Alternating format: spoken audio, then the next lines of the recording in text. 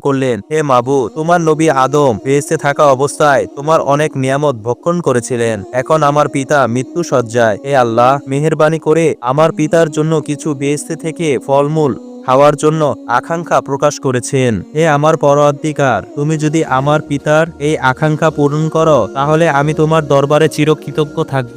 শীষ আলাইহি ওয়াসাল্লামের দোয়ার প্রেক্ষিতে আল্লাহ রব্বুল আলামিন জিব্রাইল আলাইহি ওয়াসাল্লামকে বললেন, হে জিব্রাইল, আমার নবী শীষ তার আদমের জন্য বেহেশতের কিছু ফল আবেদন করেছেন, অতএব তুমি অমুক সুন্দরী হুরের মাথায় বেহেশতের কিছু ফলমূল ভরা একটি ঝুড়ি রেখে দাও আর তাকে নিয়ে শীষের কাছে উপস্থিত হয়ে যাও। আল্লাহ রব্বুল আলামিনের নির্দেশে হযরত জিব্রাইল আলাইহি ওয়াসাল্লাম একজন সুন্দরী হুরের মাথায় বেহেশতের ফলমূল ভরা একটি ঝুড়ি রেখে দিলেন এবং তাকে নিয়ে হযরত শীষ আলাইহি ওয়াসাল্লামের কাছে সেই পাহাড়ে অবস্থান করলেন। হযরত শীষ আলাইহি ওয়াসাল্লাম সেই ঝুড়িকে নিয়ে